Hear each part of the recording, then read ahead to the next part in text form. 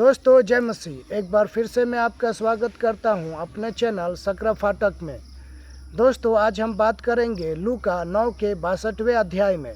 वहां पे इस प्रकार लिखा है कि जो कोई हल पे हाथ रख करके पीछे देखता है वो मेरे योग्य नहीं है।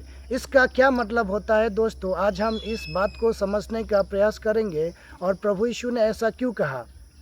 दोस्तों हम देखते हैं कि एक जो ड्राइवर होता है बस का या कार का, जो ड्राइवर होता है वो हमेशा आगे देखते रहता है और जैसे ही उसका ध्यान विचलित होता है तो विचलित होने के वजह से क्या होता है, वो गाड़ी जो है किसी दूसरे वाहन से टकरा जाती है, गड्ढे में गिर जाती है, जानवरों से टकरा जाती है या फिर और भी बहुत तरह के समस्याएं जो है उत्पन्न हो जाती है, केवल और केवल ध्यान को भटका देने के वजह से। अब हम आते हैं अपने वचन के ऊपर में, जिस विषय पे हमको बात करना है।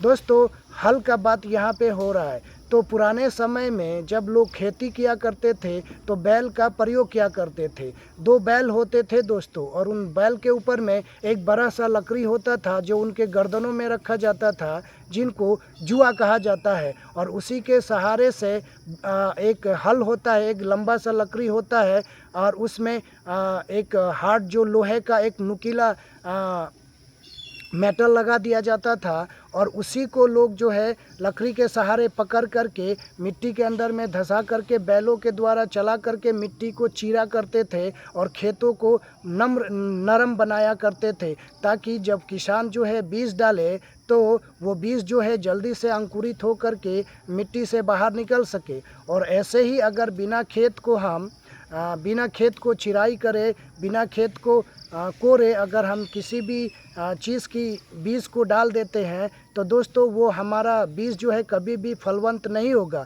उसको मिट्टी चाहिए, उसको नमी चाहिए, बीज को नमी चाहिए। उसी प्रकार अगर हम परमेश्वर के वचन को किसी के पास में ले करके जाते हैं तो पहले उसके दिलो दिमाग की जो खरपतवार है, यानी जो उसके अंदर में सांसारिक बातें हैं, संसार की चीज़ें हैं, उसको हमें निकालना है। जितने भी बाहर की गंदी बातें हैं वो सबको बाहर निकालते हैं और परमेश्वर का वचन जब हम उसको सुनाते हैं तो परमेश्वर का वचन जो है उसके हृदय की जो मिट्टी है, जो कठोर हो चुका है, उसको काटता है, छाँटता है और छाँट करके उसके मिट्टी को नम्र बनाता है और नम्र बना करके उसको फलवंत होने के लिए तैयार करता है। और जब हम उसके ऊपर में बीज डालते हैं तो वो बीज जो है जल्द से जल्द अंकुरित होकर के बाहर निकलता है। इसका मतलब क्या होता है दोस्तों, जब हम इस चीज़ को ऐसे समझते हैं दोस्तों, जब तक हम संसार में रहते हैं यानी संसारिक रीति रिवाजों के अनुसार चलते हैं प्रभु को जाने बिना, तो हमारे लिए सब कुछ नॉर्मल होता है। अगर हम गाली देते हैं तो दे सकते हैं, चोरी करते हैं, झूठ बोलते हैं, ठगबाजी करते हैं, व्यभिचार करते हैं, ये सब कुछ संसारिक लोगों के लिए एक नॉर्मल बातें हैं।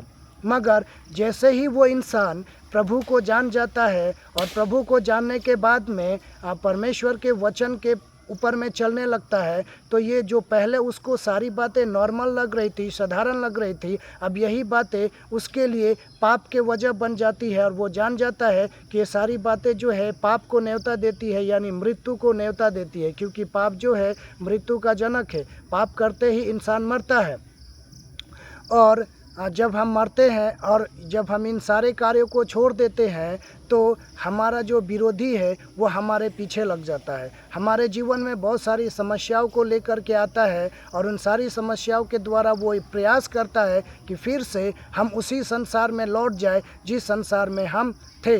मगर परमेश्वर क्या कहता है हमसे कि तुम हल पे हाथ रख करके कभी भी पीछे मत देखना, तुम आगे ही आगे देखते रहो।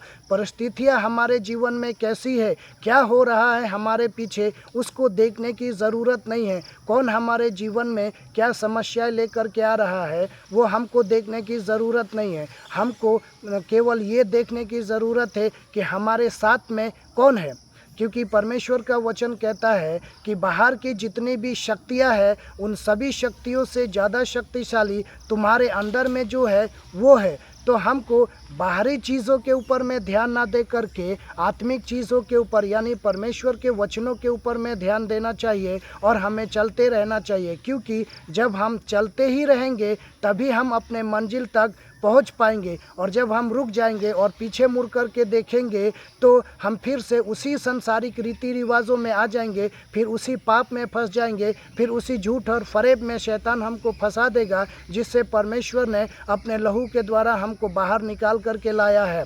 तो दोस्तों, मैं आपको उत्साहित करना चाहता हूँ इन वचनों के द्वारा कि क्या आपके जीवन में क्या समस्या आ रही है, वो बड़ी नहीं है, बड़ा है परमेश्वर का वचन। जो परमेश्वर का वचन आपके लिए क्या कह रहा है, क्या आप हल पे हाथ रख करके जो आपके लिए वरदान रखा गया है, जो आपके लिए अनंत जीवन रखा गया है, क्या आप उसको व्यर्थ कर देना चाहते हैं? मैं तो कभी भी इसको व्यर्थ नहीं जाने दूंगा दोस्तों। चाहे समस्या कैसी भी हो, मैं आगे ही देखता रहूँगा। दोस्तों, एक छोटी सी घटना बता करके मैं इस वीडियो का अंत करूँगा।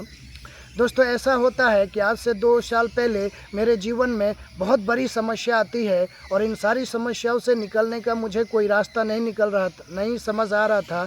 तो मैंने फैसला किया कि ये सब कार्य को मैं छोड़ दूंगा, मैं प्रभु के पीछे नहीं चलूँगा, मैं कोई भी कार्य नहीं करूँगा। मगर एक बार ऐसा हुआ, उस समय ऐसा हुआ कि एक दिन जब मैं कहीं से लौट रहा था तो प्रभु ने इस वचनों के द्वारा मेरे जीवन में बातें की। प्रभु ने कहा, जो बेटा या बेटी हल पे हाथ रख कर के पीछे देखता है वो मेरे योग्य नहीं है। और उस वक्त मैंने परमेश्वर से क्षमा मांगा, प्रभु आप हमको क्षमा कर दीजिए, ये समस्या जो थी मेरे लिए एक इनाम था जो आप मुझे देना चाहते थे, मगर मैं इससे भाग करके पीछे जा रहा था। मैं ऐसा नहीं करूंगा, मैं आपके पीछे चलूंगा। तो दोस्तों, उम्मीद है इस छोटे से वचन के द्वारा आप आशीषित हुए होंगे। अगर आपने इस वचन के द्वारा आशीष पाया होगा तो आप कमेंट कीजिए, लाइक कीजिए और मुझे बताइए कि आप किस प्रकार का वीडियो चाहते हैं, ताकि मैं और भी आपके लिए उसी प्रकार का उत्साहित वीडियो ला सकूं और आप परमेश्वर के वचन में आगे बढ़े। मिलेंगे फिर दूसरे वीडियो में, तब तक के लिए जय मसीह।